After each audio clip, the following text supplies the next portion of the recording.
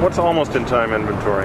Almost-in-time inventory is the phrase we use to describe a whole selection of books that we offer. It's basically the things that are, below the 2,000th best-selling book up to the 400,000th best-selling book. Those are titles that we can get from a network of more than a dozen different wholesalers. So if a customer orders a book from us today, we order that book from our wholesalers today, and that book shows up on our loading dock the next morning, and then we can ship it to the customer. They say one of the toughest things to do on the internet is to capture mind share. What was your secret? How did you do that? Yeah, even more generally, I agree with you that capturing mind share on the internet is extremely difficult. Even more generally, it's the late 20th century, not just the internet. Capturing attention. Attention is the scarce commodity of the late 20th century. And one of the ways that you can do that, and it's the way that we did it, was by doing something new and innovative for the first time that actually has real value for the customer.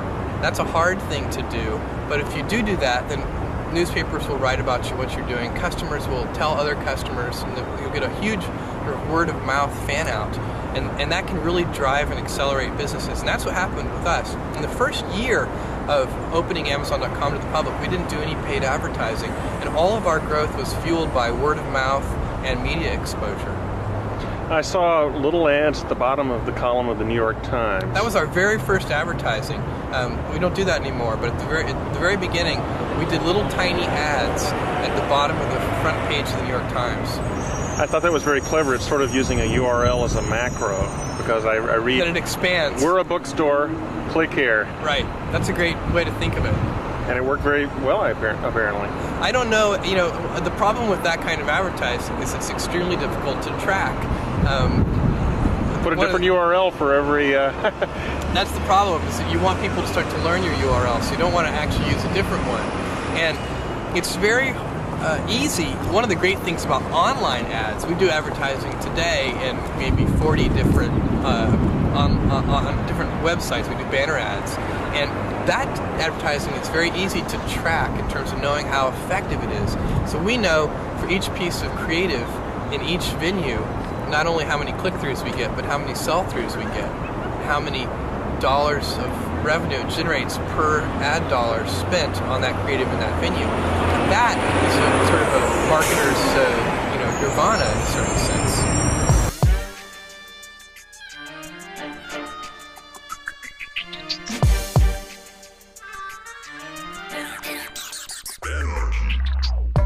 Welcome to the Michael Brooks Show. We're broadcasting live from Brooklyn, USA, where left is best. This is a special Friday show with super producer Matt Leck. Hello.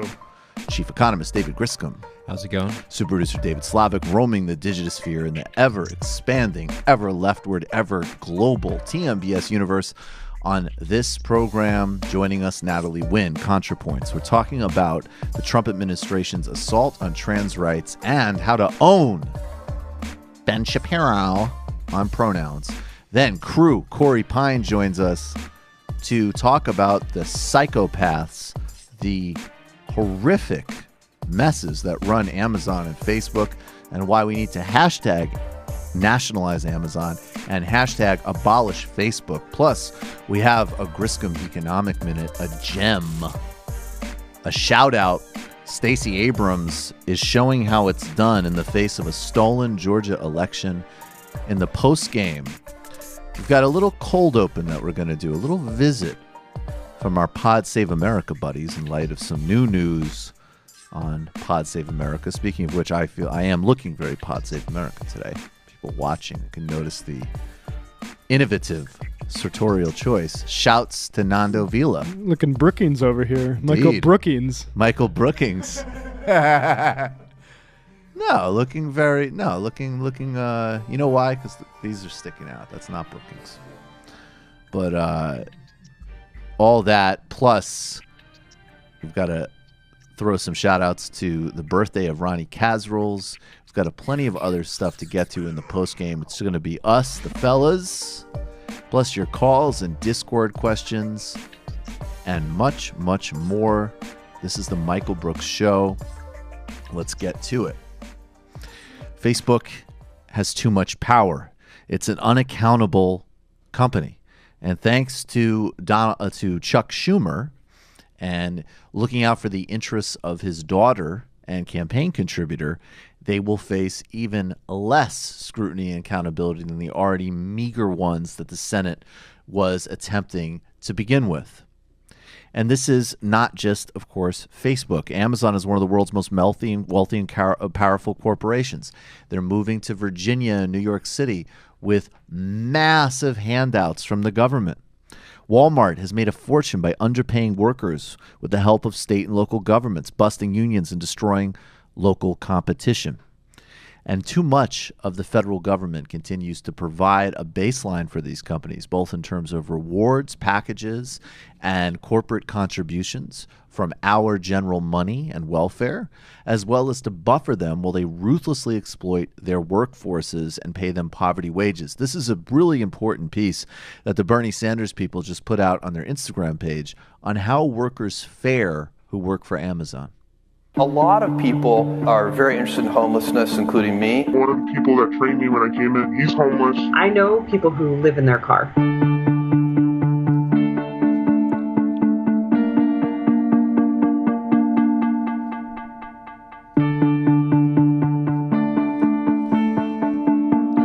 Who sleep outside the center. They sleep in their car. That to me is heartbreaking. After taxes, you take home $280 a week. $280 a week in Phoenix, Arizona is not enough money to survive on. I'm going to identify and vet and fund family homeless shelters. One person in particular, I know she worked hard. She worked extra hours wherever she could. She was living in her car, literally sleeping in her car. I'm very proud of the wages that we pay. He's making more in a minute than I'm probably going to make in my entire lifetime. There's no accountability for Jeff Bezos.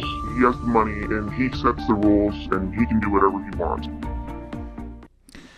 Amazon, of course, has received massive giveaways from New York and Virginia to locate in both outside the D.C. metropolitan area and in Long Island City in Queens to expand this global empire that ruthlessly underpays and abuses its workers.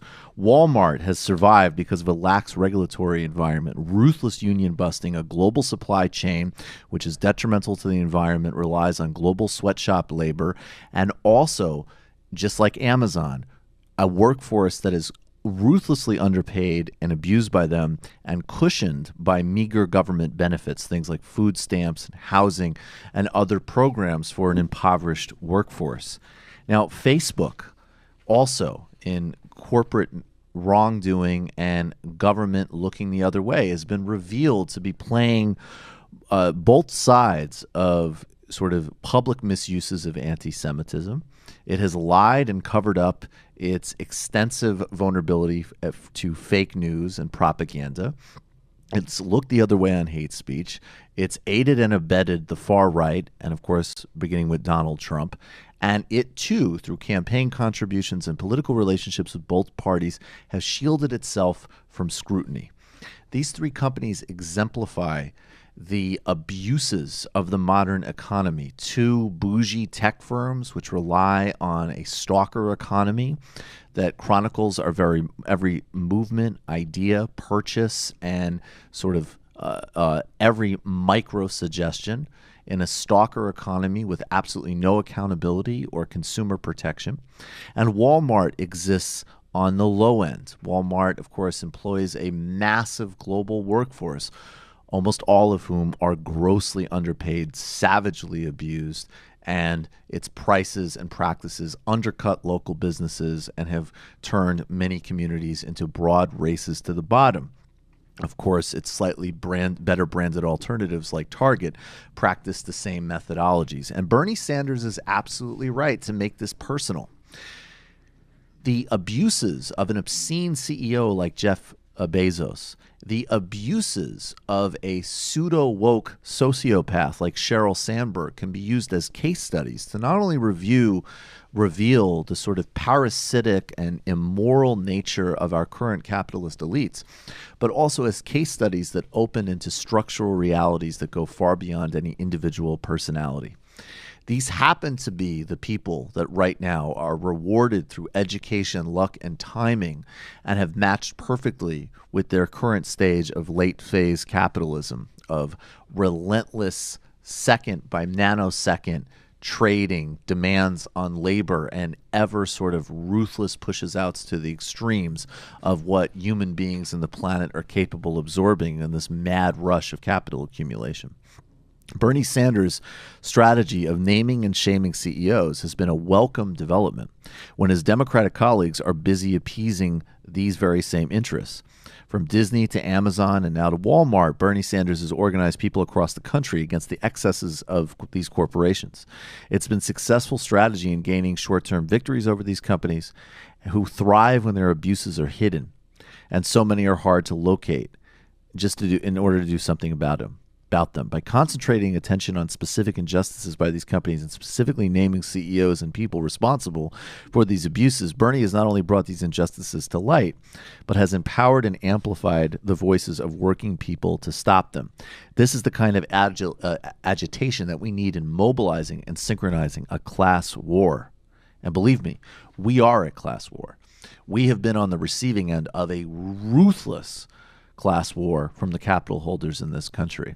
And no matter what might morons and propagandists and Coke-funded idiots who might tell you about competition kicking in or the magical religious powers of the marketplace, make no mistake about what is really happening in the form of massive inequality, decreased wages, diminished opportunities, and an environment that is being eaten to the core.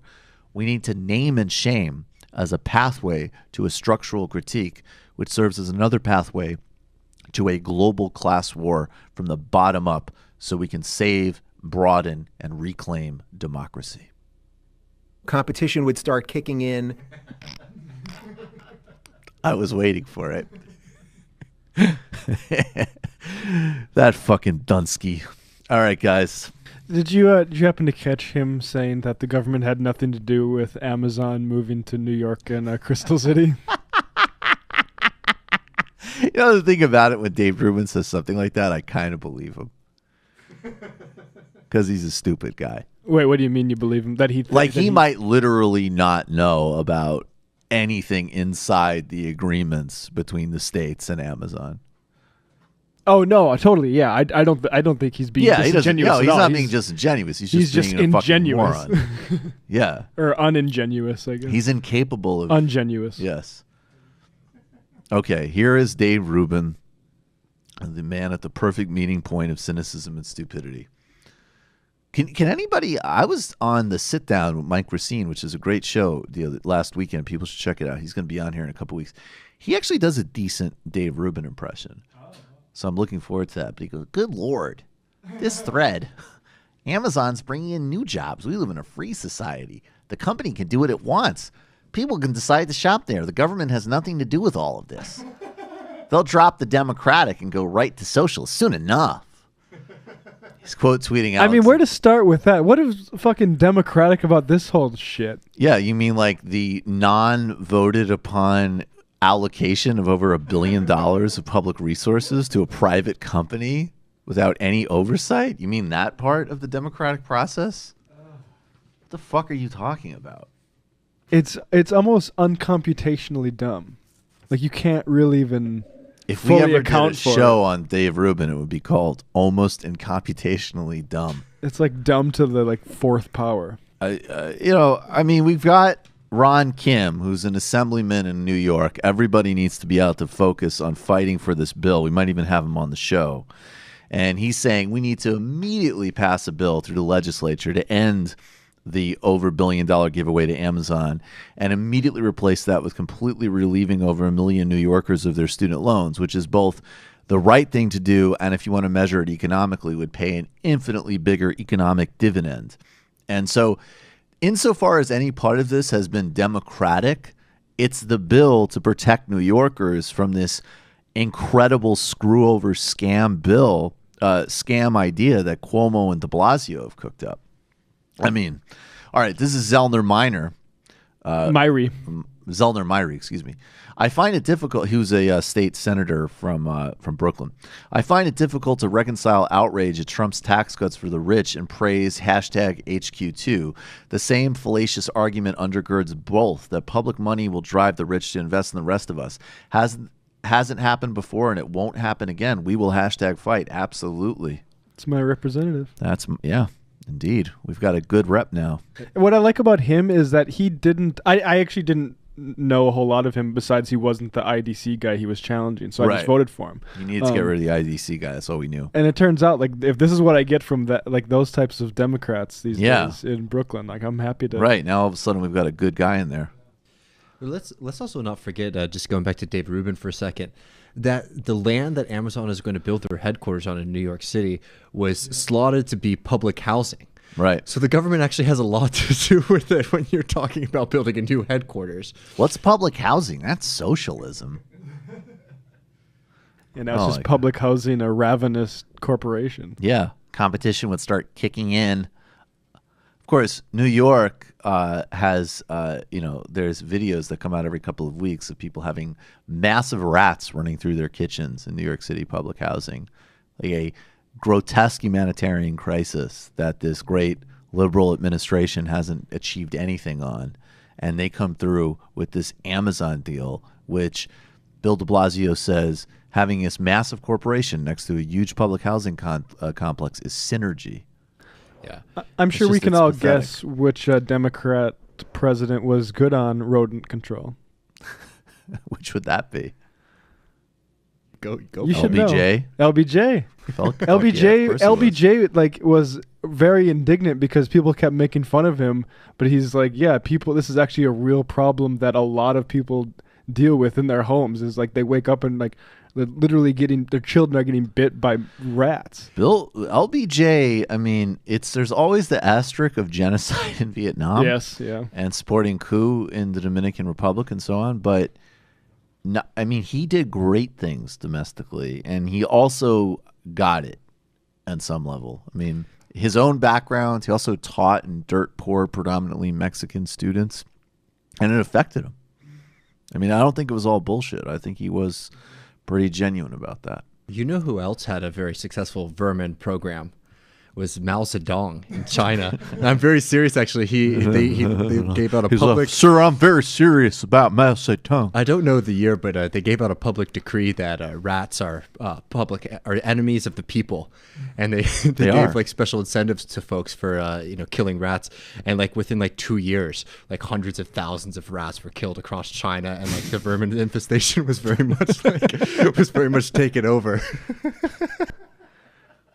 And it's something, not the same thing, but some type of that type of ingenuity and can-do-itness we need to take to the fight against this Amazon deal.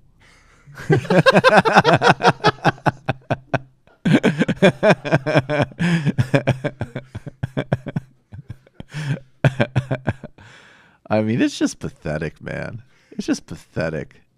And we're going to do, I mean, I'll give you people a hint. We're going to do a cold open in the post game for patrons. We're going to revisit our buddies at Pod Save America. But most people know that from the Facebook profile that the Republican Oppo research firm that Facebook hired that double dipped, overall Facebook double dipped. On one hand, they wanted to accuse people protesting them of anti-Semitism. And then on the other hand, they used this Republican firm to try to suggest that all criticism of them was funded by George Soros, which is the stuff they funneled to the right-wing blogs. And this guy, Tim Miller, who's one of these like Republican cucks who doesn't like, Trump because he's rude, is on Pod Save America. And because he's young and he wants a future earning potential. Right. And he's and the Pod Save America guys are like, oh yeah, it's totally good enough. Like you fucking, Tim Miller, like we disagree on like taxation, but I think like he likes the West Wing. So it's great to have you on. Wait, dude, fuck, did you do that? All right, let's get to the shout out. Okay, what is this? It's just another detail. More offers, details of the offers that were given to Amazon have been leaking out. Is this up on screen? Yeah, it says the original tweet is Greg Bluestein. What Georgia offered to Amazon, a state-funded academy. Actually, Griscom, I can't see with the things in the wiki. So Georgia didn't just offer Amazon $2 billion. We offered to segregate our educational and transit systems between Amazon and non-Amazon. How is this okay? But also, of course, corporate personhood will lead to corporate segregation of formerly public goods. What a perk to offer.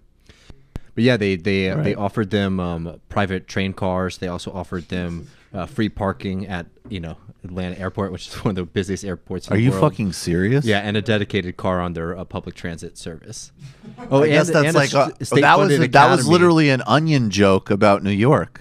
They actually offered that in Georgia.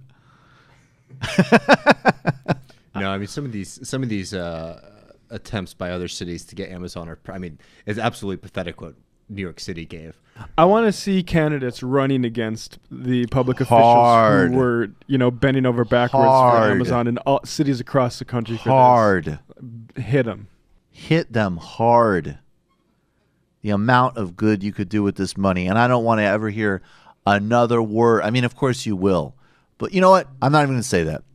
These people are dishonest and disingenuous. They'll say that there isn't enough money and all this bullshit. But anytime you hear a politician say there isn't enough money for universal student debt relief, for Medicare for all, for anything, for having a giant fucking public sponsored Coachella that's free of charge, okay? I don't give a fuck. And there isn't enough money for it. Remind them of this shit. There's enough money that in a rejected offer, the state of Georgia offers Amazon $2 billion. Get the fuck out of here. All right. Let's stick to Georgia for the shout out. So it's clear Brian Kemp has stolen this election. The amount of voters he purged, the amount of voting irregularities, absolutely, almost certainly would have made up the margin that he was able to steal this election by. And Stacey Abrams has proven herself an incredible national leader in this process. We've been supporting her for a long time, talking about her. Our friend Danoa Changa did great work for her. Our friend Eric Robertson was also involved there. And the way she did this, we played as the cold open on Tuesday, the cucking of Al Gore when he acquiesced to an election that was stolen for George W. Bush by the Supreme Court. And he was just like, whoa. I'm not going to lie to you. I kind of enjoy it. And Stacey Abrams, this is how it's done. And people should look at what AMLO, who one of the brightest spots in the globe, is going to be inaugurated president of Mexico soon. In 2006, the election was stolen from him. And he led an alternative government in Mexico City as a form of protest for several months. And I would like to see people do this in Georgia. I want mass, ongoing, continuous protests, and we will never stop talking about it. Brian Kemp's an illegitimate governor. He's a thief. And here is Stacey Abrams. I acknowledge that former Secretary of State Brian Kemp will be certified as the victor in the 2018 gubernatorial election. But to watch an elected official who claims to represent the people in this state baldly pin his hopes for election on the suppression of the people's democratic right to vote has been truly appalling. So let's be clear. This is not a speech of concession. Because concession means to acknowledge an action is right, true, or proper.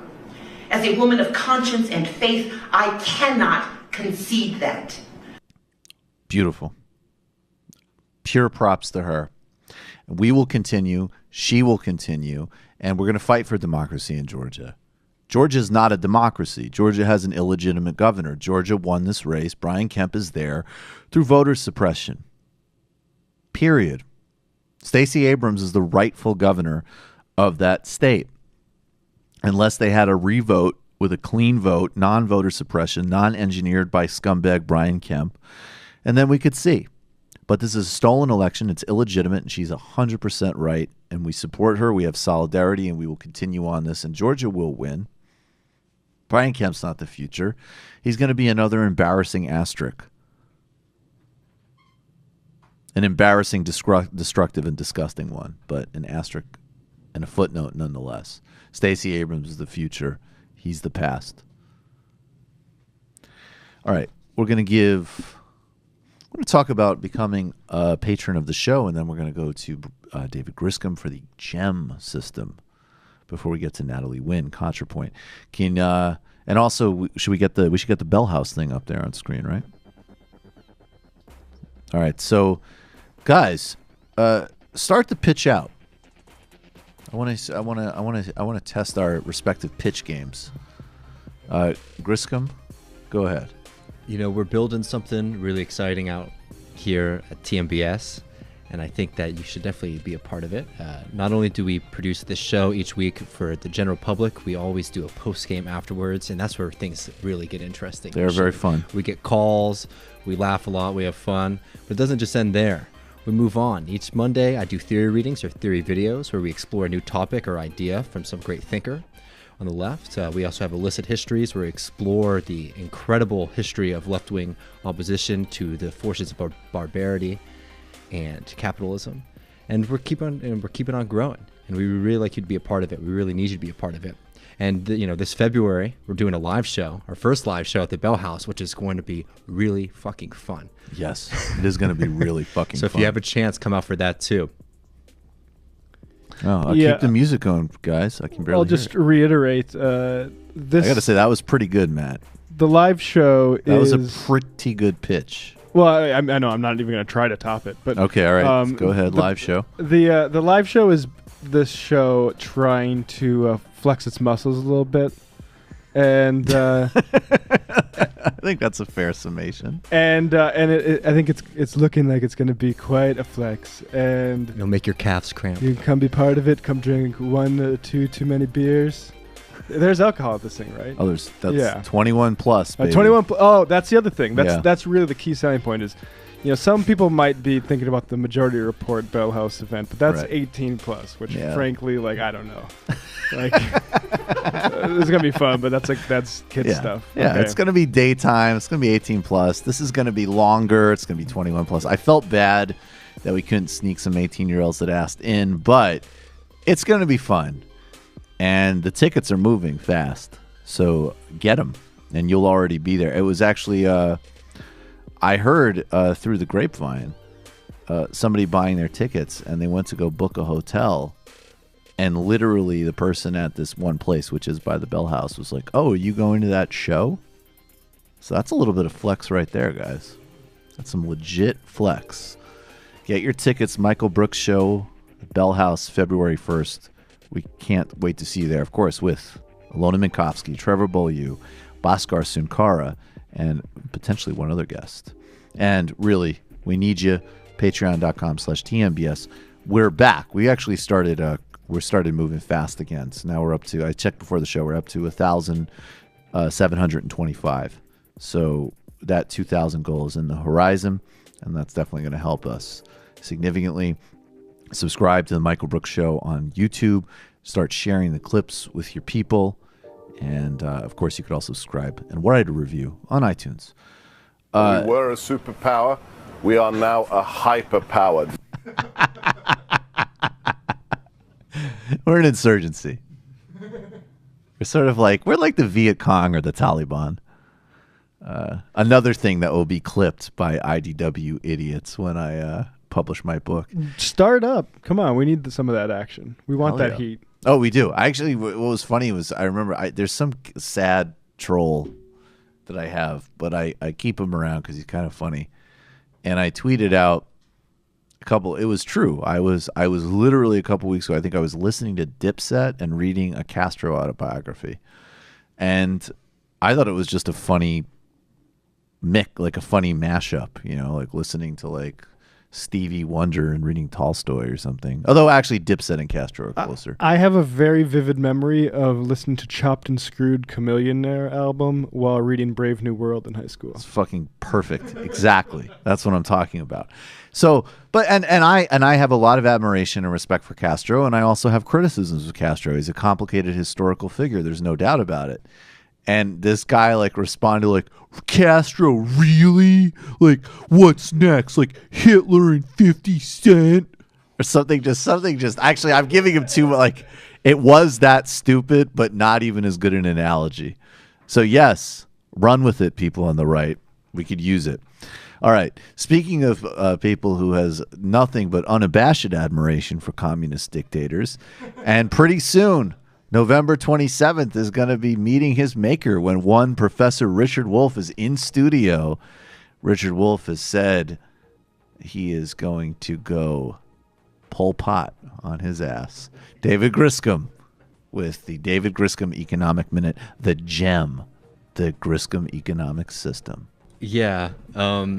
So I just wanted to make a little complaint or just a general observation. So we all know PBR, that one beer that won a beer contest in the 1800s and still brags about it. Right. Yes. PBR actually might be shutting down because of its relationships with Miller. And I sort of wanted to investigate that a little bit just because we don't think about these things as much, especially with these kind of brands that we're used to having, and we just sort of understand how business works. So, Pabst is the maker of PBR, but they don't brew their own beer. And something that you'd actually be surprised about is a lot of the beers that you think are your local shitty beer. For example, I'm from Texas. Lone Star is like our local crappy beer. Sir, can I get a Lone Star? Have you ever said that in your life? And it's like, if you ever want to make money in Texas, just market it as something about Texas, and you'll make a shitload of money. Yeah, Texas is a very narcissistic place. But but also, in Maryland, there's Natty Bo, Old Milwaukee. Fucking Natty, dude. Dude, Natty Bo's great. I lived in D.C. for a while. But anyways, it's like all these beers that you think are local are actually owned by a large corporation, which is Pabst. Right. Pabst owns a shitload of beers. Please tell me it's a European holding company. No, it's an American asshole. All right, I can't remember his name right now. But because they're unable to produce all these beers, they actually contract that out to Miller. And now Miller is refusing to brew beers for Pabst, which will basically mean that Pabst and all these other beers that we know actually might not be available in the near future. Yeah, this is the CEO of Pabst. Eugene Kashper. Yeah, a real winner. Wearing a just nice T-shirt, CEO T-shirt. Yeah, totally. I'm just really committed to the Pabst experience.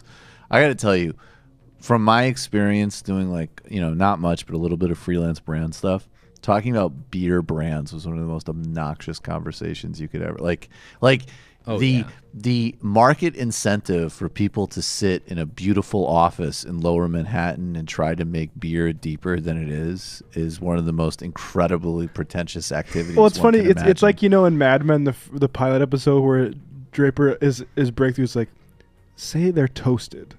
Yes. Right. Yes. And the process to get to that type of insight is well, you're in your early 30s now, so are you drinking differently now? It's like, yeah, I started. I've got a little bit more money now. Yeah, no, literally, literally. I started drinking scotch, and I used to think I didn't like how it tasted, but I realized it's just because I didn't used to be able to afford it. No, but trust me, there's plenty of bad beer out there. But I just want to make this point because for people who they do have their loyalties, and as we just opened up our Miller High Life, Miller High Life has been brought up now as an alternative to PBR. Right. And now that it's sort of taken over a larger part of market share, now Miller is starting to push back about brewing PBR. And the point that I want to make about this is that monopoly capital actually makes our societies very confusing and often very stupid at times. Right. It's not something that, as people like our friend Dave Rubin would talk about, make the world more efficient and give you more choices, because it's no, do it. Oh no! Fuck! Well, competition will start kicking in. Competition would start kicking in. Because it's just as rational for the market to buy up or prevent other alternatives. Monopoly would start kicking in. I feel I have to get the gushing out first. As we saw a couple shows ago when I was talking about Filmstruck being shut down, right? Because they don't want to have the competition, because now that Warner Media's has taken over Filmstruck. And it's just one of these things where it's not a system that always creates efficiency. You want to talk about something, talk about deindustrialization. When they've shut down factories, right, they're not always doing it because they're moving it overseas. Oftentimes they're doing it because it makes more sense to shut down any competition. This is something that happened all across Eastern Europe after capitalism came into Eastern Europe. You saw car companies being completely shut down, right? Bought out by Western firms, and then all of those factories sitting dormant because it made a larger market share for Volkswagen to be able to sell their cars. Now, when I'm talking about PBR and the end of PBR, now I don't even particularly like PBR. I'm more of a Shiner Bock guy anyway. Yeah, you are. Over anything. But I'll have a Shiner Bock, sir. Could I interest you in a conversation on Ho Chi Minh? These aren't tiers over specific companies, but it's the fact that Lone Star is produced in North Carolina, right? Or Natty Boh is made in Georgia. It makes their systems very complicated, and oftentimes it can run into these very obscure and bizarre hiccups that can interrupt, entire brands that people build identities around or whatnot. So if you want to talk about a system that's not efficient, you want to talk about a system that just creates problems left and right for itself, you got to talk about capitalism, and you specifically need to talk about monopoly capitalism, because that's a system that will eat itself before it tries to produce better alternatives. You look at something like Toys R Us. Capitalist will sell himself the last can of PBR. That's a good flip on it. No, but it's one of these things. It's like you look at what happened with Toys R Us. You have an entire organization, it just gets completely stripped because you could make a higher return. Because if the logic is always to find the highest return on capital, you're going to find these things where entire organizations are just shut down because another organization finds that it's in their benefit to just destroy production in other areas. So pour one out for PBR. That's going to be a huge lawsuit. It's probably not the end of them, but it's just one of these reminders of how inefficient our system is. Yeah, I mean, This reminds me of when Apple bought Lala.com, which, if people don't remember, it was around 2009 and 2010. For a little bit, if you Googled a song, the first result would be a Lala.com thing, and you could literally stream it from the Google landing page. And Apple bought it up and killed it a month later. Killed it, right. Incredible. So as to facilitate its monopoly, right. All right, David, perfect. Guys, we're going to take, by the way, if you're listening to this, give this a minute or two, because we're going to play some great interstitial music from the brilliant DJ Danarchy, and Matt is going to give you a little bit of selected drops. We'll be back in a couple of minutes with Natalie Wynn, Contrapoints, on the Michael Brooks Show. Welcome back to the Michael Brooks Show. I'm Michael Brooks. Joining us now is Natalie Wynn. She is the proprietor, the host, creative director, writer, visionary behind Contrapoints. Natalie, thanks so much for being here. Hi, Michael. Thank you for having me. Hi, everyone. Everybody is glad to have you return. You guys could say hi, or you could wave. Hi, Natalie. Hey. How's it going? It's going pretty good. Just did a photo shoot, no big deal, but here I am. This is I feel like tonight there must be something going on astrologically, because I'm wearing a suit and tie.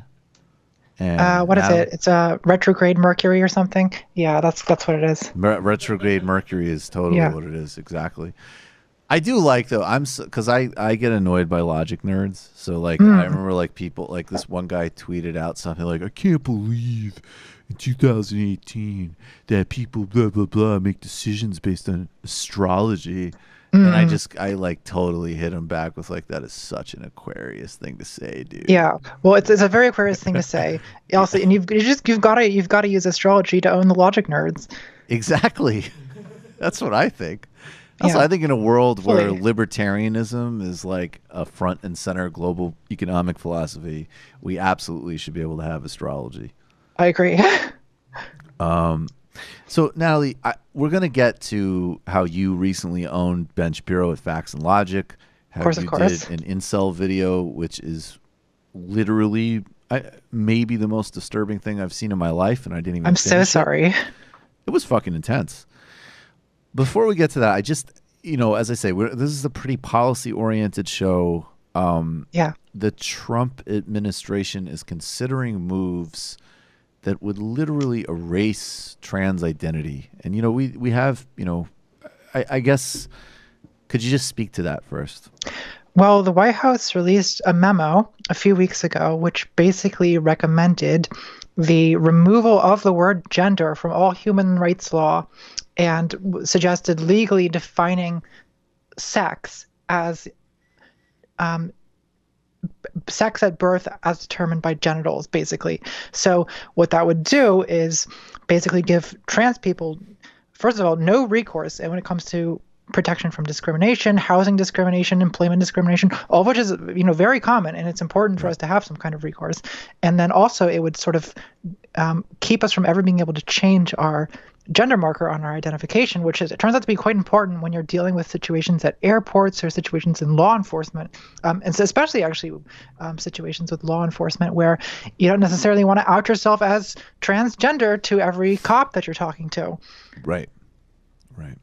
So, I mean, this hasn't, like any number of really disturbing, directives from the Trump administration, hasn't happened yet.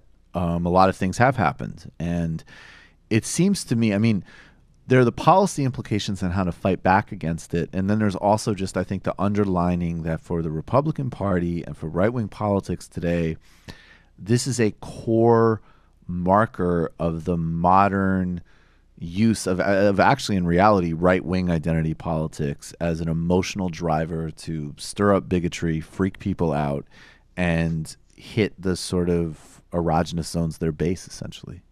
Yeah, that's right. They seem to be using it basically the way that protecting marriage was used by this Bush administration, a decade ago. Yes, exactly. So what has been the response in terms of sort of organizing against it? What kind of feedback have you seen and observed?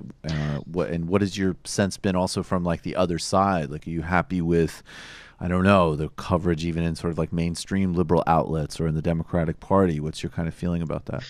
Well, there was some mainstream coverage of this White House memo when it came out, as well as Trump's transgender military ban tweets. Mm-hmm. But I would say that in general, there were some protests, I know, at the White House in New York City when the memo came out. But apart from that, I wish I had seen more people talking, like people who are not trans, speaking up about this, because we're not a huge group, and so I understand that not everyone feels much of a connection to trans people, but we're big enough that the Trump administration has decided to mess with us. Right. And I think that it's important to stick up for people who don't have a lot of allies, because, that's, as we all know, first they come from the most vulnerable groups, and then once they've sort of established they can get away with that, they start coming for everyone else. So it's not a good idea to even let them start. So I would like to see more outspoken defense of trans people from the attacks of this administration from people who don't necessarily have a personal connection. Right. Absolutely. And I definitely think that there is a broader set of things, particularly with obviously things like caging children, immigration, the sort of the terrorism of those policies, and I use that word very specifically, the proposals on targeting transgender people and so on. That, yeah, these are test. I mean, in some cases they aren't just test runs. I mean, they're barbarism focused on vulnerable groups as a test run for a larger deployment of barbarism. You're totally right. Yes. I think that maybe that's not explicitly what they're planning, but they will do. They'll do these things because they have some popular support for them, for especially sentiment against immigrants and against trans people, and I think it sort of will in fact be a kind of test. If they get away with this, well, we know that there's a norm established where if a group is kind of unpopular enough, you can just kind of take their rights away. That's not a good precedent to set. Indeed. Let's actually talk about some of the intellectual infrastructure behind this, if we're going to call it intellectual, but some of the sort of context behind this sort of freak out and fixation on transgender people. And so I've got to talk about Mr. Logic and Facts himself, Ben Shapiro. And I was thinking of him the other day, and I happened across your channel in preparation for this interview, and you have a new video out on pronouns, which I admit I learned from people like you and other academics and public intellectuals. And I learned, what I really like about your work is you do a history of these terms, actually, and you actually fit it into literally how they're deployed, not just the sort of like static metaphysical facts. And it actually turned out that through doing this, you were able to own Ben Shapiro with facts. And don't ruin it for me, Natalie. You were able to own Ben Shapiro with facts, logic, and maybe I should add empathy and history. But can you explain, what is Ben Shapiro doing when he makes those arguments, and how did you go about responding to them? Well, I think, essentially what he's doing is it's actually a little weird to me that Ben Shapiro is so fixated on trans people, but I think that it comes down to the same reason that Trump bothers to mention it. It's kind of just an easy rallying point for anyone who has kind of reactionary politics. It's just a simple punching bag, right? And I think that what Ben Shapiro does is he's got some techniques for appealing to kind of misunderstandings about trans people in a way that basically disrespects us at the most fundamental level. So, or denies our reality, basically kind of throws us off as crazy people is the goal. It's like it's sort of akin to the argument of like comparing gay marriage to bestiality or something, where there's this like subtle dehumanization that's going on. And what Ben Shapiro has really focused on is this pronouns thing. I'm not exactly sure why, but people seem to get really caught up on pronouns when it comes to trans people. Like, oh, I shouldn't have to use these pronouns, or like what, and Ben Shapiro goes right for that. So his basic argument, I guess, is that, pronouns are determined by your chromosomal sex, and then we should only use pronouns corresponding to the chromosomal sex of the person we're talking about to preserve honesty about biology, is the cause he's allegedly backing. But of course, that's not how pronouns are used. You don't you don't do a karyotype test before using someone's pronouns. It's a social. I did that for my producers before they came on my show. Oh, you had all of them genotyped, of course. That's right. I had them genotyped as part of a rigorous screening process. Of course. Of course. Yeah, but the reality is you just can't, like, that's not how pronouns work. It's never how pronouns have worked. This is a basic kind of sort of feature of the way we sort of linguistically and socially interact. So the analogy I like to use is adoptive parents. So, you could say, if you were like, wanted to make a Ben Shapiro type argument about adoptive parents, you could say the definition of a parent is one who brings forth offspring. So an adoptive parent, not a real parent. An adoptive parent's a glorified kidnapper. Well, suppose you have a child of adoptive parents who, they never knew who their biological parents were. They've been raised their entire lives by their adoptive parents. Like, who's that child's real parents? I would say that is the people who stayed up all night raising them. And in the same way, for a transgender woman like me, I live my life as a woman. All the people close to me know me as a woman. I'm called a woman by strangers I run into. Everyone basically calls me she without much trouble. So it's just simply a weird kind of like pedantry that's posing itself as logic. That's just completely out of touch with the reality of the way language is used, which of course doesn't, and then what he's suggesting is that I, for instance, am delusional about my biology, which of course I'm not delusional about my biology. It's not a disagreement about biology. I know what my biology is, probably better than Ben Shapiro does. Probably. And that's not why I suggest it to be called she. It's because that's how language works. That's how gender and language works. What do you think? I love that you said pedantry, because we've been actually trying to rebrand like what people on the right are calling logic and facts and reason with basically sophistry and pedantry. Yes. Why are those things so confused? Well, I think that pedantry can appear like logic, because it sort of oftentimes pedantry will argue from definition, which is something also that you'd sometimes do in like mathematics or logic. So it has kind of the aesthetics of a logical argument, though of course the difference is that pedantry is often a complete distraction from the actual point being made or the actual substance. So some of the most common like alt-right pedantry you see all the time is like this kind of like, well, this person couldn't be a fascist because they don't follow Benito Mussolini, and a fascist technically is the movement from the 1930s, or this kind of argument where like instead when you're calling them a fascist, of course, you mean that they're a kind of authoritarian, racist populist, and so to go to this like really specific sub-definition of fascism and to insist that that's the only thing the word can mean, it's really just sleight of hand posing as logic. Right, exactly. And I remember when on election night, actually, I won't get into the specific example because I'm friendly with the person, even though we have radically different politics. But they went to, and I should say the Brazilian election, which we've covered extensively on this show, and people are calling Bolsonaro a fascist for not only, it's an absolutely appropriate use of the word, even down to the fact that actually neo-fascism was coined to describe the Brazilian military junta, of which he was in fact a low level, but literally a part of. And, people on Twitter were immediately going to, I can't even remember, they were so nonsensical, but yes, just focusing on the most bizarre, nonsensical way, and even conceding the substance. Like, he might be a mass murdering far right, jerk, but however, blah blah blah blah blah blah blah. And it's like, guys, what are you doing? I mean, this is just, what is the really emotional need that's filled by being so annoying and ridiculous?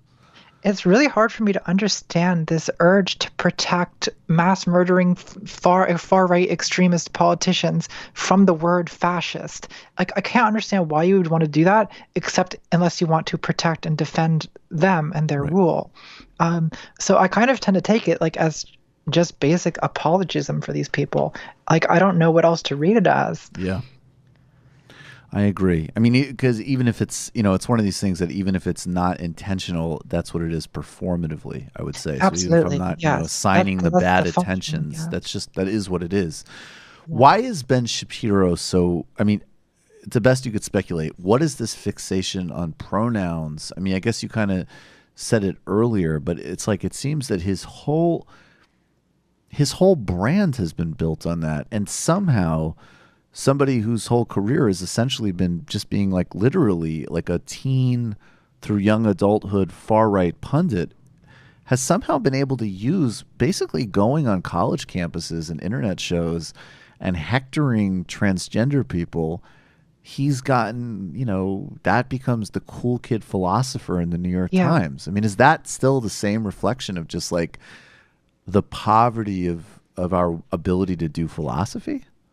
I think it is that in part, but I think it's the whole thing is really just a substitution for kind of backlash against trans people. Mm-hmm. Like, I think the pronoun issue again is kind of it's a fake issue, right? It's pedantry in the way that arguing over the definition of fascism it is in a case where someone's clearly a mass murdering far right extremist. Like, I think that the reason that they're focusing on pronouns is, suppose you take one of these situations that Jordan Peterson wants to, defend the right of a person to do. Like, you have an employment situation where you have a trans person at an office and, like, say, two coworkers, and one coworker genders the trans person correctly, the other insists on misgendering. Like, until you actually think through if you actually think through what that situation is like, basically any social interaction between these people comes to a screeching halt because it's so linguistically like uncomfortable and like you just sort of can't function in a world where you have like a person insisting on misgendering you. So basically what insisting on not using the right pronouns for someone is doing is basically denying them the ability to function in that social setting. So it's basically like the bathroom issue. The whole thing is basically a way of trying to exclude trans people from public life, trying to basically shut trans people out of society. So the idea that we're defending biology is just as nonsensical as the idea that the opposition to gay marriage was a defense of heterosexual marriage. Right. Now, I do want to touch on this. As I said, it was legitimately really disturbing to watch. What is happening? You actually took it upon yourself to research and come back with a real report from the Incel internet. And I got to say, like, for me, I know they exist and I'm familiar with a few of the terms or whatever, but this is not stuff that I've driven that deeply into. Now, I probably should, because probably the Incel forums are where like the next crop of like Republican foreign policy makers are going to come from. But that being said, what did you find, Natalie? Yeah, so I spent a dark couple weeks on Incel forums, and I found a community of very, very lost mostly youngish men who have sort of failed to really form any kinds of relationships with women. These are mostly heterosexual men, and they've kind of used that rejection or those experiences of rejection or just sort of social isolation as an excuse or as a reason for kind of this memeing of self-loathing, and also, of course, a memeing of misogyny, of hatred for women. And oddly, this often ends, maybe not so oddly, but it often goes straight to far-right politics as well. How does that work? What is that process of it goes hate of self to hate of women, and then that broadens out? And this is the same reason why, Steve Bannon was very adroit and interested in using these forums. How does that hate travel and turn into a macro narrative? Well, I think the way that the self-loathing becomes loathing of women is that this resentment and sadness that results from the rejection, kind of the blame for this gets placed on women. So there's a kind of hostility towards women who are blamed for, this person's inability to like have the social or romantic life that they want.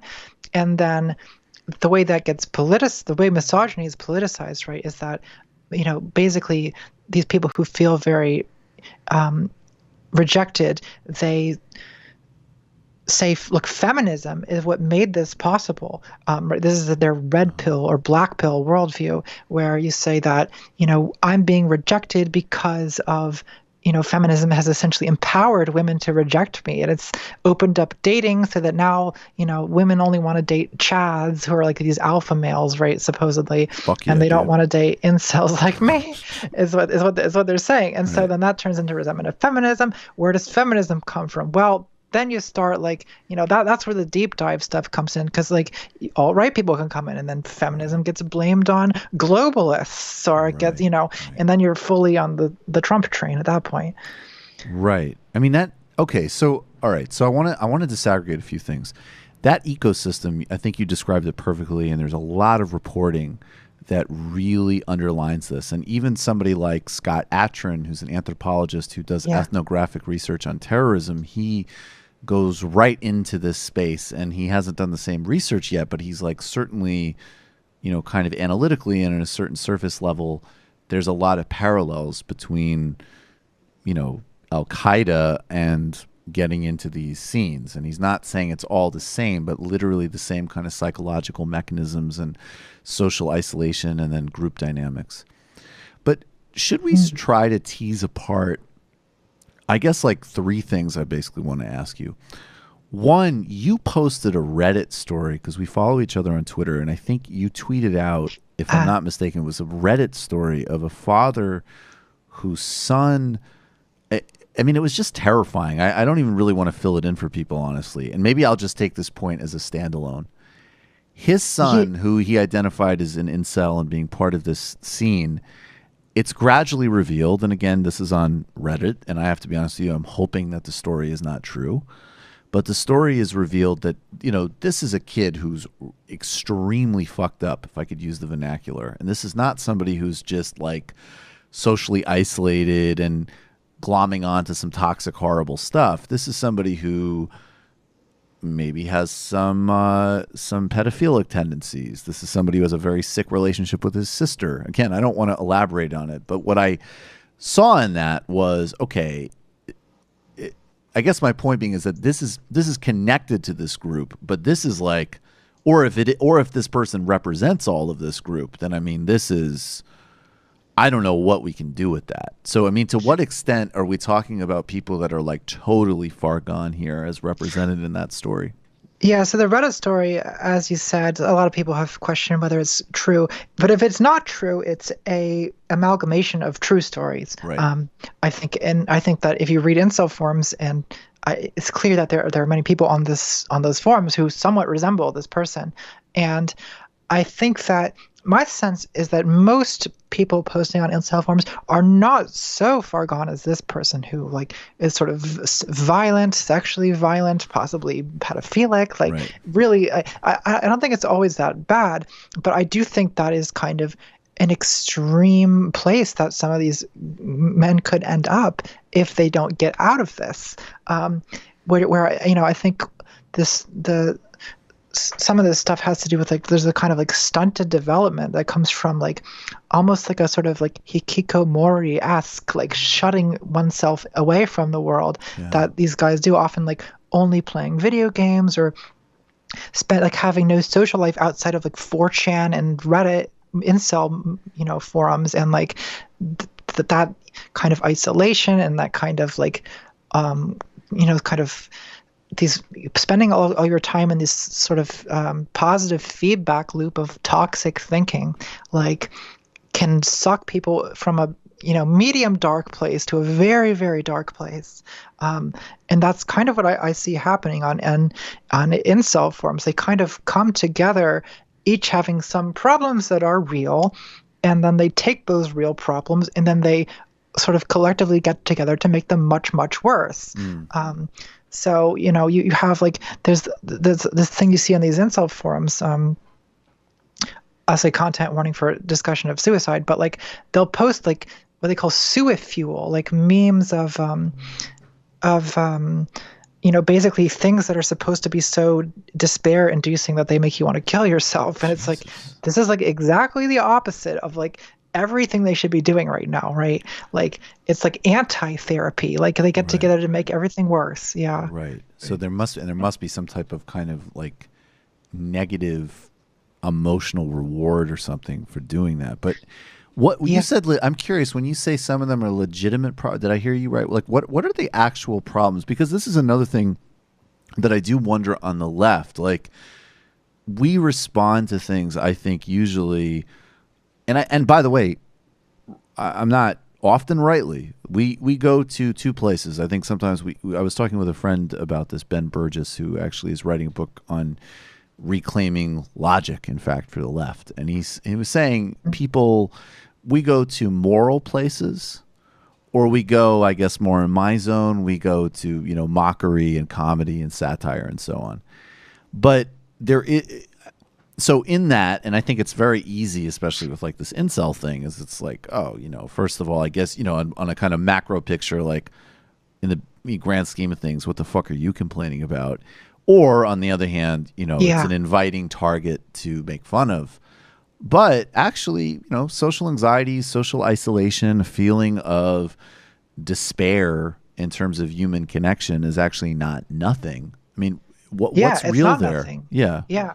I think, one issue that I find that where like a lot of the kind of leftist discourse just doesn't have enough to say has to do with the situation that a lot of incels are in, where, a lot of like feminist discourse talks about male privilege, which I think is fine. Like it's like the term male privilege is designed to like point out to someone, point out to men that they are not experiencing these hardships that women are experiencing, and that they have this kind of power, these advantages that women don't. But pointing out that someone has a certain kind of structural power by no means implies that they're happy, that they're leading a fulfilling or adequate life in any way. And I think that there needs to be some way to discuss the fact that, like, for a lot of men as well as women in society, like things seem subjectively to be going very, very badly, even if they're not living in like horrible poverty, or even if they're not facing like forms of like gendered oppression and the kinds of things that we're usually more focused on the left. There's still a kind of personal despair which doesn't have nothing to do with the way society's organized. I know a lot of leftist critics of this will say, like, we need to have a conversation about how like capitalism as it is that like leads incels into this situation. And I think that is generally the right idea, although I personally don't yet have a way of making that story really compelling, I think. Right. Well, I think there's a problem broadly with the left that we're the people who, whether it's Marxist or whether it's feminist, I mean, just in a really broad brush, we're the ones who kind of say, oh, well, that thing sucks, and here's like the big macro context behind it. And the right has actually a big advantage because they have much more ability to, well, I mean, not in the incel scene because it just seems so toxic and self-defeating, but Jordan Peterson, as an example, can fit some very sensible and probably even positive self-help stuff with a broader far-right narrative. And I think that is actually somehow, I mean, my joke of this show is like, listen to Dipset, take a run, read Marx. Yeah. As the sort of like, you know, have some fun, try to like get out, engage in life. And yes, frankly, especially in these incel forums, it would seem that probably a lot of basic like self-care and hygiene and things like that would go a massive way. Maybe seeing an actual therapist about social phobias and then also connecting to a bigger sense of life. But we can't just dismiss, like, even if it seems diluted and it's filled with all these toxic things, we can't just say that everything that's going on there is bullshit. Your video really convinced me of that. There's some very real and actual social problems, particularly for, you know, like a young man going through puberty, or it manifests in a different way. But as you pointed out, the last thing I'll add is that that term actually came initially from a woman. So there's also like women having this experience, and obviously it manifesting in a very different way, but this is a real problem broadly. Yeah, loneliness. It's like the starting point for a lot of extremist politics, and I think that it's worth, you know, being understanding how the way that works. I think what you're saying is right, that, you know, one difficulty with you know, approaching, you know, one disadvantage the left maybe sort of inherently has is that oftentimes when we're approaching a group like, say, incels, we're saying like, look, all the reasons why you think that things are going bad are not actually the reasons, and you need to look at this big structural picture. Whereas I feel like the Jordan Petersons or, you know, Ben Shapiro's are coming in and they're saying like, oh, all of your like lowest suspicions and resentments, that's all true. Like it really is women and globalists. Like, But I think that, you know, young men are in a difficult situation. I think, like, I was just having a conversation with someone about how, you know, I think a lot of men feel sort of intimidated by the Me Too movement, and they feel that, like, sort of, you know, they're being told that, you know, they've been, like, you know, fed this like alpha male sexual script their whole life about, you know, how to act toward women, and now they're being told that that's actually immoral or it's not just, and so they're sort of confused about, like, okay, you know, how does heterosexuality work now? And I think that there needs to be a new script that comes to show people, like, to show like men and women how to relate to each other. And like, I think, I mean, of course, I fully support and I'm behind the Me Too movement, but I think in its wake, what needs to happen now is, like, we need a new positive vision for, like, what, like, you know, dating is going to look like, you know, because I think that's a thing that, like, a lot of young men are feeling a little bit lost about, and I do kind of sympathize. Yeah, there's no doubt. Across the board. As a final question, I mean, has there been any hopeful responses from that committee, from that community to your work? I'm actually very happy with the way it was received. I mean, obviously, you know, it was posted on incel forums and they weren't having any of it, but you know, in the comments in that video and in my email, like, I've gotten like quite a few messages from people who are being like, oh gosh, like, you're very right about the way that I'm using these forums to, like, self-harm essentially. And I am going to stop doing this. So, you know, I think that's just the beginning for these people, like, you know, but I think it's a good start. It's a great start. If you can get out of that toxic, you know, feedback loop, like, that's the first, you know, that's freedom. Like, that's the beginning of improving your life. Oh, that's so awesome. That's great to hear. Natalie Wynn, I really appreciate your time as always. Contrapoints, you can find all of her work on YouTube, and it is absolutely distinct work and incredibly valuable for all of these conversations and things we need to do moving forward. Natalie, thanks so much for doing this. Thanks so much for having me on. Take care. Bye. All right, folks, we are going to take a brief break, and we're going to come right back with Corey Pein, doubleheader tonight, and then we go to the postgame. A sound drop selection over the great DJ Danarchy. Joining us now is Crew. Corey Pein, he's host of the News from Nowhere podcast. Become a patron. He's author of Live, Work, Work, Work, Die.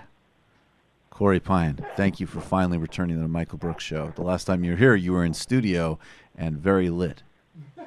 Is that right? I feel like I've been on since then, or maybe it was majority. I think I had you on majority since then.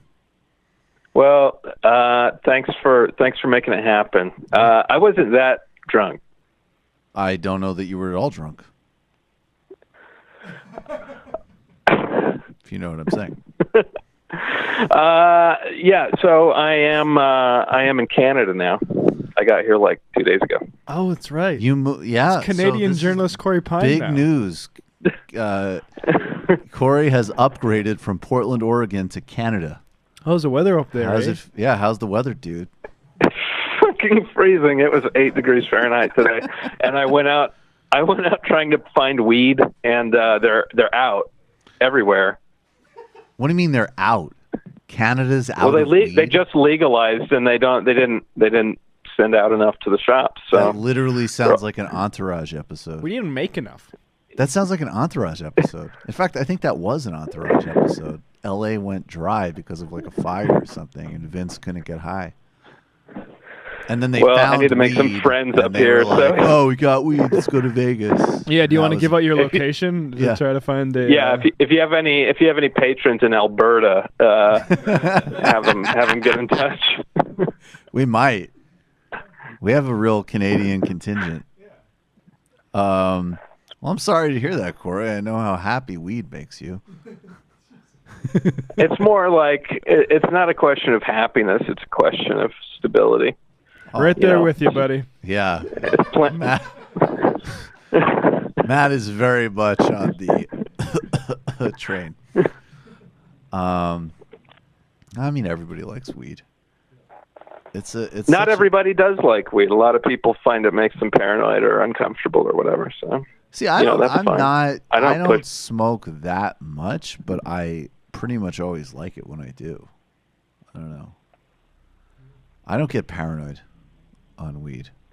I think I just don't like the slow reaction time, unless I'm in the right mood for it. Well, it sounds like you need to start dabbing. I think the people that get paranoid on weed aren't paranoid enough about the real world. Right. Oh yeah, sure. Whoa, fucking! I haven't thought of that before, dude. Did you think of what did William S. Burroughs say? He said that a paranoid is someone with all the facts. Yes, and to reiterate a message that I've said many times before on this show, the most informed people I know are the most worried. That's the truth. I want to say I remember one time several years ago. This was a really good. I've smoked enough weed in my day to have like that was a good high stories, and especially like all of those stories. I don't know if they'll resonate with anybody else, but I'll tell it anyways because I enjoyed it. I was hanging out with a couple of people. It was a mellow thing, like very Brooklyn brownstone apartment. Smoked. I immediately asked for Mexican food and got an order. And then one of the girls that was there, she was gossiping about, like, it was like, I don't know, like one of her friends' boyfriends or something. And I remember she's like, she messed up have his cake and eat it too, because she just turned it into like, he wants to have his cake and like more cake. Like she just messed it up. And I just started giggling, like looking straight at her. And then I would pause for a couple of minutes and I would kind of close my eyes, be in my own space. And I would look up and I go, is the food here yet? And they go, no, it's not here yet. And then I look at her and I start laughing again. And I did that cycle like 4 times, 5 times, maybe more. And then I listened to Bob Marley on the roof, and that was good. That sounds like a perfect stoner moment. The only thing missing is someone sort of sanctimoniously piping up to say how much gentler and more benign that was than had you been hammered on alcohol. Yeah, the contrast. See, if you were drunk, you would have been so mean about it. Right. Yeah. Anyway, so I'm going to keep investigating this situation with the weed shortage in Canada. The weed shortage in Canada. Corey Pein is done writing about corporate feudalism. He's found like a real story. Where's the fucking Canadian weed?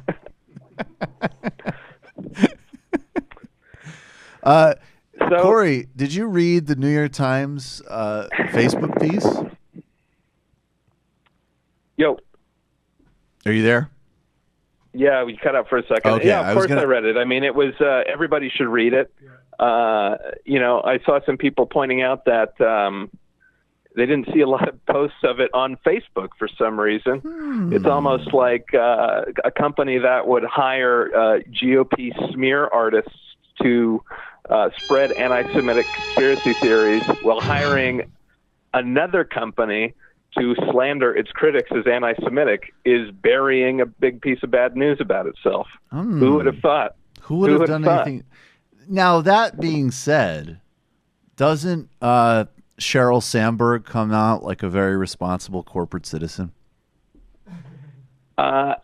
I don't have the stomach for this, but I wish someone would go back a few years and dig up all of the fluff pieces that were written about her. Yep. And just sort of pull out the choice parts. You know, there was a bit of that when Theranos went down and people pulled up the New Yorker profile of Elizabeth Holmes.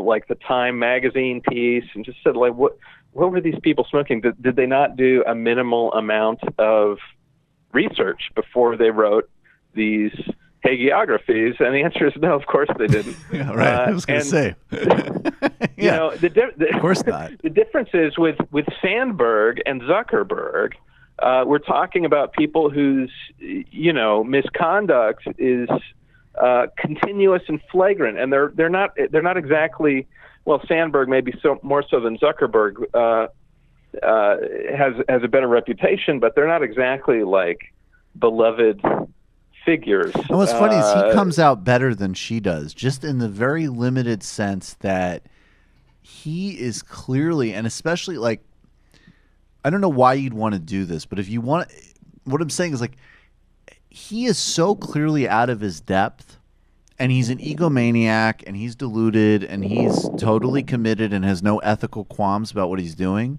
But he's the one who really is more in like Silicon Valley La La Land, where she's like the operator in the sense that she knows how Washington works. She knows what kind of firms you hire. She knows what offices need to be called. She knows how it works. And that comes across every second of the piece. I think they both come off like complete sociopaths. True. Not just with this latest story, which, to summarize in case anybody's watching or listening missed it. I mean, it's a story by multiple Times reporters that unearthed a number of horrifying things about Facebook's business practices, but probably the top line item was the revelation that, as I summarized, they had actually hired a Republican PR firm / research firm to spread, to link some of their critics to George Soros conspiracy. Now this is in the context, obviously, of a huge wave of anti-Semitism in the U.S., stoked by the GOP. Soros, what was it, 2 weeks ago? It's hard to keep track now. Got a pipe bomb in his mailbox. And the guy they hired, as I think I heard you point out on Majority this morning, was one of the Pod Save America guys. Hey, welcome back to Pod Save America. We have our friend Tim, who totally is offended by Trump being tasteless. He's like we disagree on stuff, but Tim, what have you been up to this morning? Well, the overall gist of the story, though, was that Zuckerberg and Sandberg had essentially ignored a lot of warnings about from other management that the company was really screwing up in Myanmar and elsewhere with the whole fake news campaign, the Russian disinformation, just really ignored tons of warnings and blamed subordinates.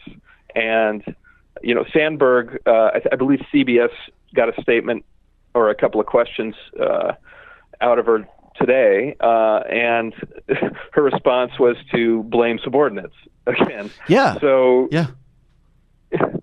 It's also called leaning in, Corey. Yeah, everything they've done in response to the story has essentially verified the substance of the story.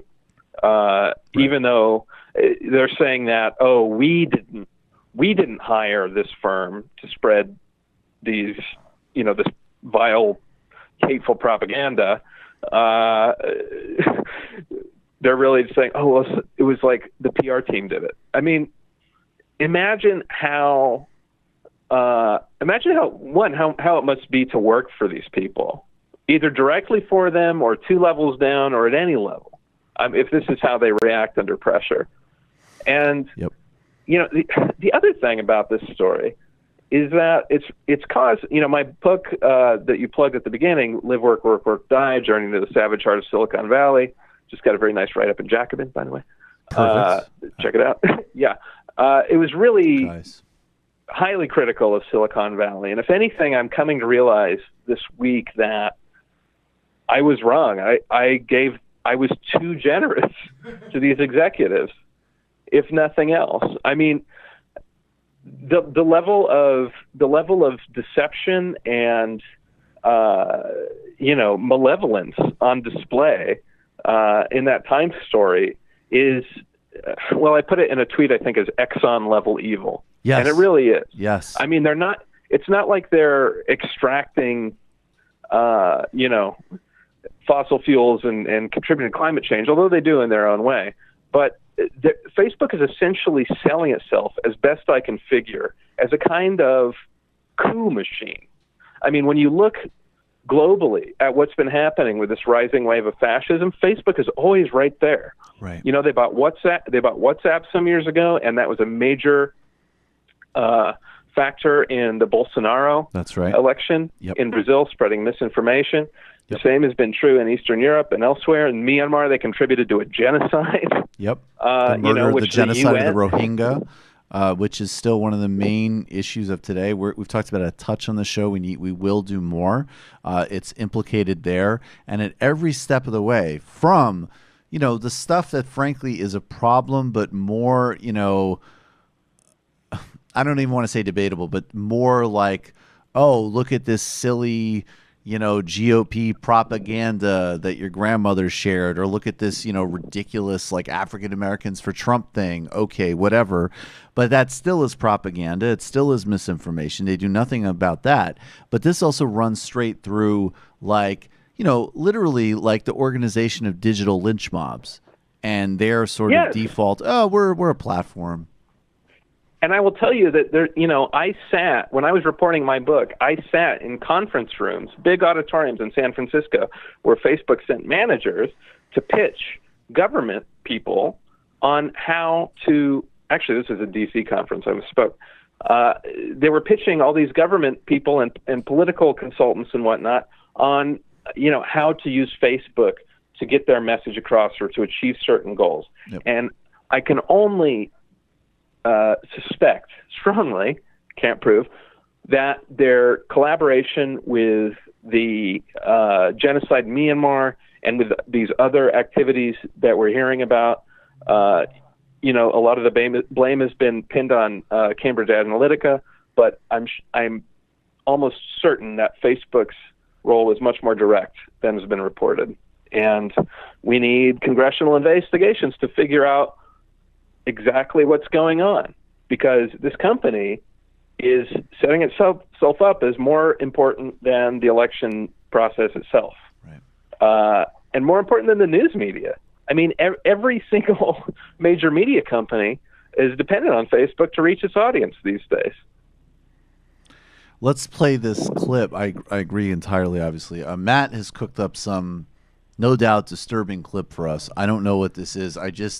I can just give you a warning, Corey, especially because there's no weed in Canada, that I see, I don't know, a woman I don't know, but I know that this is on Fox Business, and I see fucking Steve Forbes. I mean, Jesus Christ.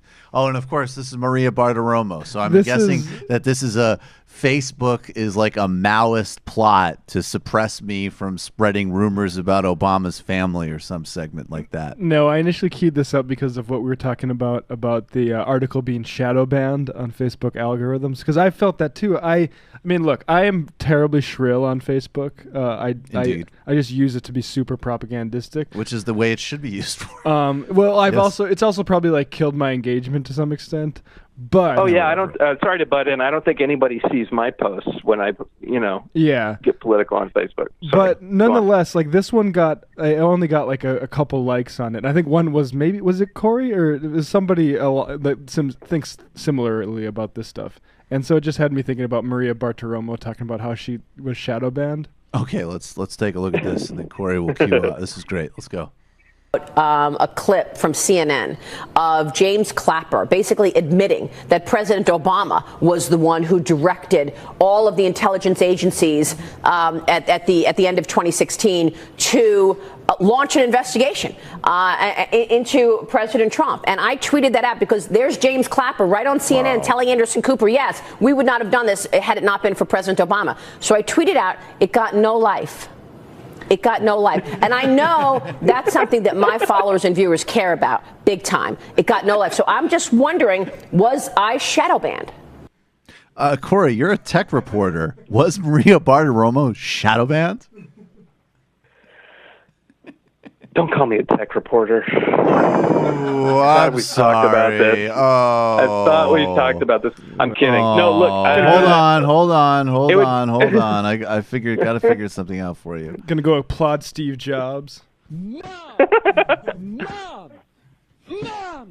why did you do that to me? Okay, Corey. I apologize. That was a justified drop. I think it's just possible that nobody likes Maria Bartiromo. Whoa. Because maybe we're finding the one thing that actually Silicon Valley is not responsible for, which is just the general lack of interest in Maria Bartiromo's nonsense on Twitter. Yeah. I don't know. Maybe they did. I mean, I guess here's the most generous thing I could say about that. Everyone should be troubled by how much power this company has to influence what we all see. Right. I mean, it still kind of blows my mind that we all see a different version of social media every day, and that only the platforms really know what's being presented to everybody else. So, I mean, things like that are legitimately concerning, but frankly, they're much more likely to be. The people more likely to fall victim to that are activists and organizers and independent media such as us, as opposed to major corporate media broadcast personalities. I mean, it's a little bit ridiculous. I like the way she says it though, like she does, and no hate on Maria Bartiromo, but people of a certain age when they discover new terms, like I was shadow banned. Well, we know that they. What the fuck do you know what shadow ban We know that they're algorithmically, crafting these things. Yeah, of course, we know and that. There's a very simple fix they could do, especially like, for instance, about this Facebook story, right? They could tell you exactly what percentage of your friends that it went to, why it was either marked up or marked down for priority in the algorithm. It could tell you those things, but that would reveal its standard. So of course, there's no way they're going to do that. I mean. Yes, well, getting back to the idea that Congress needs to do something about this. I mean, every user of a company like Facebook should have, by law, full access to everything the company knows about them in their system. And the reason that can happen is because it would disrupt Facebook's profit model, and because they've been so successful in lobbying that they seem to have, effectively co-opted the Senate minority leader, Chuck Schumer, which was another part of that New York Times story. His daughter works in Facebook's marketing department. his daughter works for Facebook, and he ran interference for them by going to Mark Warner, who was starting to investigate some of these questions and telling him to back off. When you write an article where Mark Warner is the righteous public legislator who is attempting to rein in corporate malfeasance, and you're the other guy, that's fucking jaw-dropping. Like, this is not Chuck Schumer. All right, I don't even have to go as far as Bernie Sanders. Let's even be more middle ground here, okay? Let's take some other decent senator, all right? This isn't, I don't know, Jeff Merkley or Wyden has been very critical. Or Ron Wyden's been lately. good on this stuff. Or Amy Klobuchar is somewhat decent on this stuff. This is Mark fucking Warner, one of the most corporate-oriented, right-wing, I believe actually wealthy from a cell phone company himself, guys in the Senate, a pure 90s third-way Democrat, and he's going in just on basically the Russia angle, and Schumer's like, chill out. I mean, that's awe-inspiring. Well, what I was hearing last time I came through D.C. was that there was starting to be a revolt in the House and Senate among the Democrats because Obama had been so close to Facebook and Google and all of those Silicon Valley companies. And then, these stories about, Russia's weird memes started coming out, and Democrats found that a likely explanation for why they lost in 2016 and wanted it investigated. So here comes Schumer shutting that down. And, we've heard a lot about Pelosi's, challenges to her speakership bid. But Schumer, if anything, should be target number one, especially considering he lost seats. Right, no doubt. Right? Yeah, I mean, Schumer is just the fusion of just utter, not even, I was going to say moral cowardice, but you'd have to have morals in order to have cowardice about them. I think basic, just sort of mediocre amorality with not even any good Machiavellian capacity. I mean, he is a fucking nothing. Well, let's just look at this incident in isolation. Now, what's the right thing to do if your daughter works for a company and you're a member of Congress and you have to deal with anything involving that company? The right thing to do is to essentially recuse tell yourself. Mark Warner to lean off of it because your daughter works there. The corrupt thing to do is to carry water for that company. Right.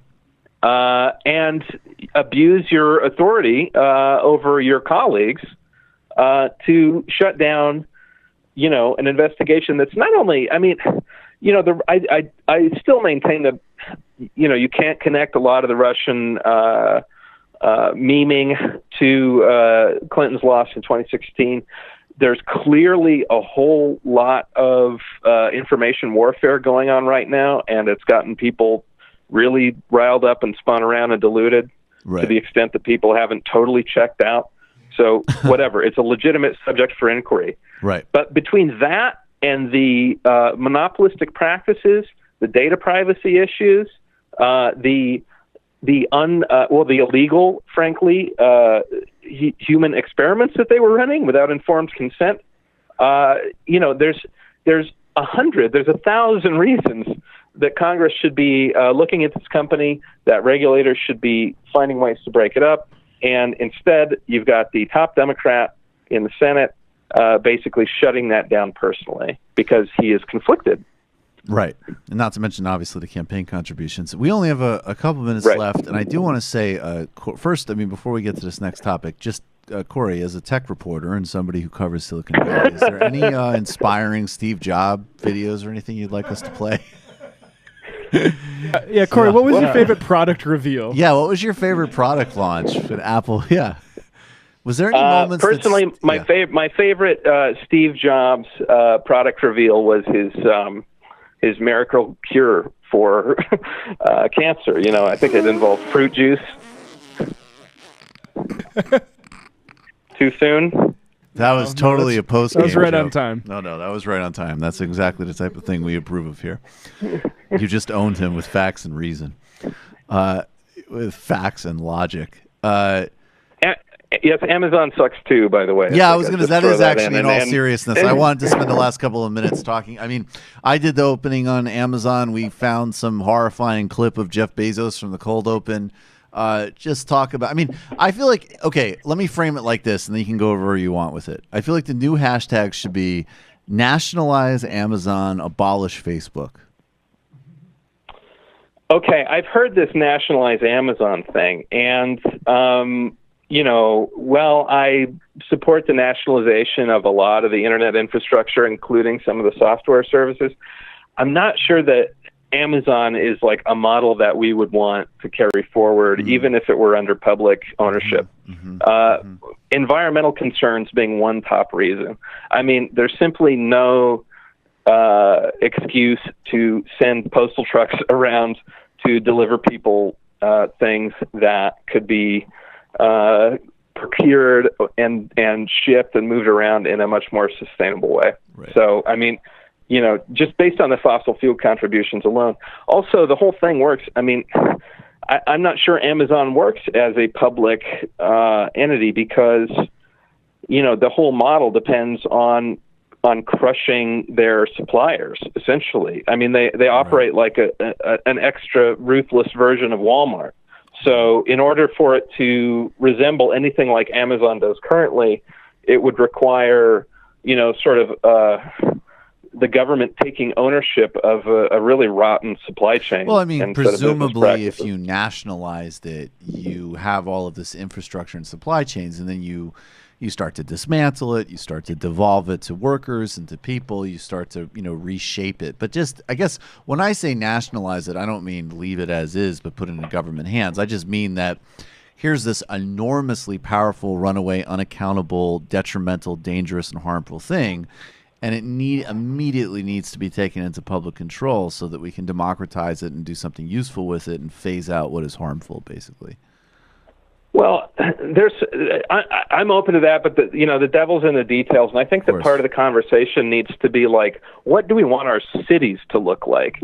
And in New York, you're about to get a taste of what's happened to Seattle, which is close to where I grew up, and Amazon has essentially colonized the downtown, and it's kind of like a dead zone in a lot of ways. It's really creepy, and it doesn't feel good, and mail order everything really sucks the life out of the urban environment, I gotta say. Yeah, I hate making, I don't think individual purchasing choices obviously are not a substitute for politics in any way, shape, and form, and we need to completely get away from the idea that consumption can substitute for activism and elections and so on. But I have to say, just even as and it's a fucking easy one, there is something about making a philosophical statement. And I'm not to say that I never use those services. I do occasionally. But as far as just going out, buying groceries, doing stuff like that, it's amazing that you literally can register a point now by just going to your fucking local bodega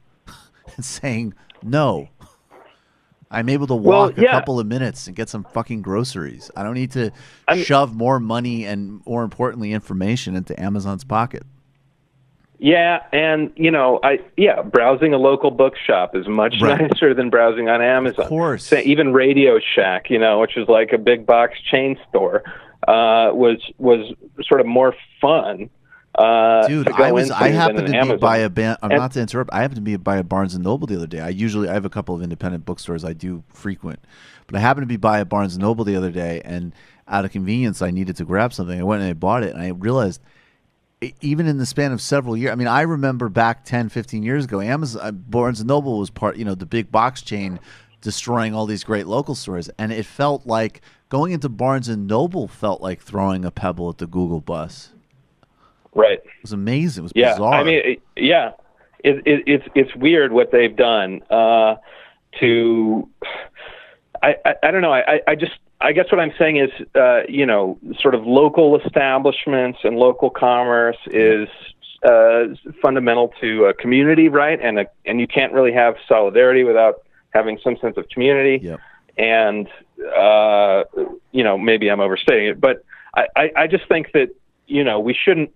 I'm not a techno-utopian, so I don't really believe in fully automated luxury communism, right? Yeah, I want I want to like I like quaint things, and in some ways, that makes me retrograde. But I think that both of these companies need to be shut down, and we need to confiscate the wealth of the executives. I mean, the fact that Bezos gets a helipad when the subway's falling apart, and is going to displace a bunch of public housing and affordable housing units, is criminal. Yep. And the fact that supposedly leftist Mayor Bill de Blasio is one of the main cheerleaders for this is really unsettling, because my concern now is that now that the Democrats see the appeal of leftist politics, there's going to be a huge temptation to run to the left and govern to the right, even more than they've already done. Yes. And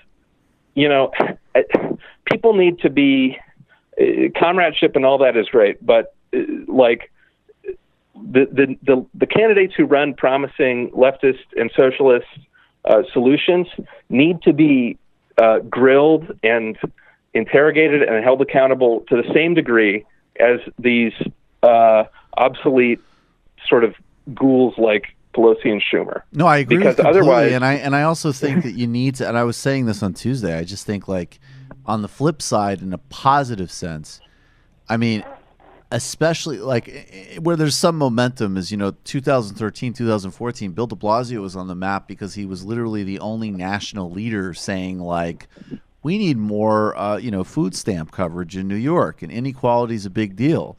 And that was enough in that totally limited, horrible political environment to stand out. And now it's like, no, we have Bernie Sanders, we have Alexandria Ocasio-Cortez, we have Rashida Tlaib, and Bill de Blasio still wants to be a national progressive leader. Now it should be like, well, here's a new litmus test. Nope. If you're gonna give Amazon money, I mean, get the fuck out of here. No, forget it. Yeah, I could go on a lot more about Amazon, but I know our time is coming to an end. And, well, I think actually, Corey, you and I are going to pretty soon do an illicit history of Amazon for TMBS patrons. That sounds fun. Let's do it. We will do that. Corey, speaking of liking quaint things, I hope you find some weed. It's really all I need at this point. I could hear it. I didn't want to say anything, but I think you're absolutely right about corporate feudalism, the state of capitalism, the fundamental need to abolish Amazon and Facebook, the need for local commerce, community, and solidarity. And I think, obviously, you definitely need to take a hit on something. Come on, Alberta. Yeah, come on, Alberta. I mean, some listeners are already coming through, so. Beautiful. I'm checking Twitter. TMBS power. Just I love it. Power. Solidarity is that's solidarity. Our tentacles reach into every province and state. Yeah, make an anti-Semitic poster of TMBS. just tentacles delivering weed. Yeah, tentacles delivering weed. And YouTube clips. And YouTube clips. Peter Thiel actually backs a major weed delivery startup in San Francisco. So all of a sudden I do something for Corey Pein. You wondering why that weed tastes a bit irony? Yeah. Corey. No, I think it would be more like, it's like there at some point it's going to be like, Corey, you and I really aren't that different. We both hate the common man. You deny it. I accept it. I mean, it says how much THC this has, but what's the platelet count in this? Corey, you haven't truly relaxed until you've drank blood. There's on that note, I just want to leave your listeners with a referral to a story that I saw in the Independent today about a group of chimpanzees that overwhelmed, killed, and ate their tyrannical leader. Sounds like another shout-out segment. Everybody share this article. Yeah, everybody share this article and subtext away. Corey Pein, author of Live, Work, Work, Die. Go on Patreon immediately. Become a patron of the News from Nowhere podcast. And if you're in Alberta, for God's sake, get him some ganja. Of course, TMBS crew. Corey Pein, thank you so much. I got to go out there and visit you in Canada, man. Yeah. We'll do a speaking tour of the frozen north. I would love it. All right, brother. Thank you. All right, later. Bye. All right, folks, we got to get to the post game where we will take your calls and Discord questions. Of course, become a patron. By the way, if you're interested in things like fascism and technology, and you're not following Corey Pein, you're several not mistakes. Following fascism and technology. And another great reason to become a patron is the Silicon Valley Fascism series that Corey Pein and I did for TMBS patrons. Patreon.com/TMBS. Get your tickets to the Bell House February 1st. We're all going to be there. And follow all of us on Twitter and Instagram and everywhere else. We're here. See you in the post game. Thank you, Matt. Thank you, David. Thank you, David. Thank you to each and every one of you. Thank you to Natalie and Corey. See you on the flip side, patrons.